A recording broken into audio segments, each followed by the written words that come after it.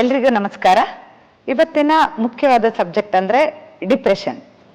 ಎಷ್ಟೋ ಜನ ಡಿಪ್ರೆಷನ್ಗೆ ಒಳಗಾಗ್ತಾ ಇದ್ದಾರೆ. ಮಾನಸಿಕ ಒತ್ತಡ ಹಿಂದೆ ಅಷ್ಟೊಂದು ಇರಲಿಲ್ಲ. ಎಲ್ಲೋ ಊರಲ್ಲಿ ಒಬ್ಬೊಬ್ಬರಿಗೆ ಏನೋ ಒಂದು ಮಾನಸಿಕವಾಗಿ ಡಿಸ್ಟರ್ಬ್ ಆಗಿರ್ತಿದ್ರು, ಹುಚ್ಚು ಅಂತ ಹೇಳ್ತಿದ್ರಲ್ವಾ, ಆ ಥರ. ಬಟ್ ಈಗ 3 ಜನದಲ್ಲಿ ಒಬ್ಬರಿಗೆ ಡಿಪ್ರೆಷನ್ ಇರುತ್ತೆ.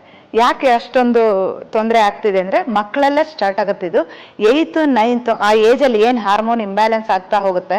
ಸೊ ಅಂಥ ಟೈಮಲ್ಲೇ ಮಕ್ಕಳಲ್ಲಿ ಉಂಟಾಗುವಂಥ ಒತ್ತಡ, ಸ್ಟ್ರೆಸ್ ಆಗಿರ್ಬೋದು ಅಥವಾ ಬಿಹೇವಿಯರ್ ಚೇಂಜಸ್ ಆಗೋದನ್ನು ನೀವು ಕಂಡಿರ್ಬೋದು. ತುಂಬ ಸಿಟ್ಟು ಮಾಡ್ತಾ ಇರ್ತಾರೆ, ಏನೇನೋ ಮಾತಾಡ್ತಾರೆ.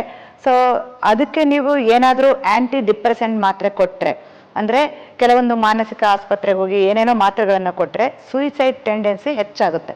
ಬಾಡಿನಲ್ಲಿ ಶಿವರಿಂಗ್ ಬರುತ್ತೆ, ಮತ್ತು ಅವರು ಲೈಫ್ ಯಾವತ್ತೂ ಸರಿ ಹೋಗಲಿಕ್ಕೆ ಸಾಧ್ಯನೇ ಇರಲ್ಲ. ಯಾಕೆಂದರೆ ಅದು ಅಡಿಕ್ಷನ್. ಸೊ ಅದನ್ನು ಬಿಡಲಿಕ್ಕೂ ಸಾಧ್ಯ ಇಲ್ಲ. ಮತ್ತು ಅವರು ಹೇಗೇಗೋ ಬಿಹೇವ್ ಮಾಡ್ತಾ ಬರ್ತಾರೆ, ಇಲ್ಲ ಅಂದರೆ ಮಂಕಾಗಿ ಒಂದು ಕಡೆ ಕೂತಿರ್ತಾರೆ. ಸೊ ಅವ್ರನ್ನ ಹೊರಗಡೆ ತರಲಿಕ್ಕೆ ಸಾಧ್ಯ ಆಗೋದಿಲ್ಲ, ಯಾವ ಎಜುಕೇಷನ್ನು ಆಗೋದಿಲ್ಲ. ಈವನ್ ಓದಿದ್ರು ಕೂಡ ಡಲ್ ಆಗ್ತಾ ಬರ್ತಾರೆ, ಮತ್ತು ಯಾವ ಜಾಬು ಏನೂ ಮಾಡಲಿಕ್ಕೆ ಅವರಿಗೆ ಆ ಕೆಪಾಸಿಟಿ ಅನ್ನೋದು ಹೋಗ್ಬಿಡುತ್ತೆ. ಸೊ ಅಂಥವರಿಗೆ ನ್ಯಾಚುರಲ್ ಹೀಲಿಂಗಲ್ಲಿ ಎಷ್ಟು ಒಳ್ಳೆ ಒಂದು ಹಿಂದೆ ಮಾಡಿದ್ರು. ಆ್ಯಕ್ಚುಲಿ ಹೇಳಬೇಕು ಅಂತಂದರೆ ಗಾಳಿ ಸೋಕೋದಂತ ಹೇಳ್ತಿದ್ರು, ಆಂಜನೇಯನ ದೇವಸ್ಥಾನ ಕರ್ಕೊಂಡು ಹೋಗ್ತಿದ್ರು, ನೀಮು ತುಳಸಿ ಇಂಥದ್ರಲ್ಲೆಲ್ಲ ಅವರಿಗೆ ದೃಷ್ಟಿ ತೆಗೆಯೋದು, ಬೇರೆ ಬೇರೆ ಟೆಕ್ನಿಕ್ಗಳನ್ನ ಯೂಸ್ ಮಾಡಿ ಸರಿ ಮಾಡ್ತಾ ಇದ್ರು. ಈಗ ಅದು ಯಾವುದೂ ಇಲ್ಲ, ಬರೀ ಮಾತ್ರೆಗಳಿಗೆ ಡಿಪೆಂಡ್ ಆಗಿದ್ದೀರಿ, ಅದು ಸರಿ ಹೋಗಲ್ಲ. ಸೊ ನಿಮಗೆ ಬೇಕಾಗಿರೋದು ಪ್ರಾಕೃತಿಕ ಚಿಕಿತ್ಸೆ. ಅದರಲ್ಲಿ ಮೈಂಡ್ ಸ್ಟ್ರೆಂತ್ನ ಹೆಚ್ಚು ಮಾಡಲಿಕ್ಕೆ, ಬ್ರೈನ್ ಸೆಲ್ಲನ್ನು ಆಕ್ಟಿವ್ ಮಾಡಲಿಕ್ಕೆ ಕೆಲವೊಂದು ಗಿಡಮೂಲಿಕೆಗಳು ಬೇಕು.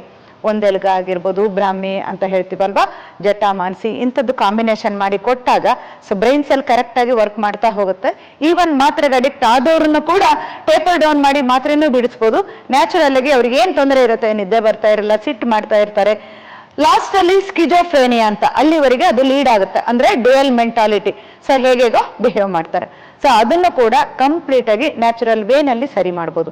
ಅವರಿಗೆ ಕೂಡ ಕೆಲವೊಂದು ಪ್ರೆಷರ್ ಪಾಯಿಂಟ್ಸ್ ಇರುತ್ತೆ, ಮುದ್ರಾ ಇರುತ್ತೆ, ಪ್ರಾಣಾಯಾಮ ಇರುತ್ತೆ. ಪ್ರಾಣಶಕ್ತಿ ಜಾಗೃತಿ ದಿ ವಂಡರ್ಫುಲ್ ಮೆಥಡ್ ಅಂತ ಹೇಳ್ಬೋದು. ಯಾಕಂತಂದ್ರೆ ಆಜ್ಞಾ ಮತ್ತೆ ಸಹಸ್ರಾರ ಚಕ್ರ ಇಲ್ಲಿ ಆಕ್ಟಿವೇಟ್ ಆಗುತ್ತೆ. ಕೆಲವೊಂದು ಮಂತ್ರಗಳ ಉಚ್ಚಾರಣೆ ನರ್ವಸ್ ಸಿಸ್ಟಮ್ ಮೇಲೆ ಪ್ರಭಾವ ಬೀಳ್ತಾ ಹೋಗುತ್ತೆ. ಸೊ ಅಲ್ಲಿಂದ ಇಡೀ ನರ್ವಸ್ ಸಿಸ್ಟಮ್ ಯಾವಾಗ ಕಾಮ್ ಡೌನ್ ಆಗುತ್ತೆ, ಮಾತ್ರೆಗಳನ್ನು ಕೂಡ ಬಿಡ್ಬೋದು. ತಗೊಳ್ದೇ ಇದ್ದವರು ನ್ಯಾಚುರಲ್ ಆಗಿ ಖಂಡಿತ ಸರಿ ಮಾಡ್ಕೋಬಹುದು.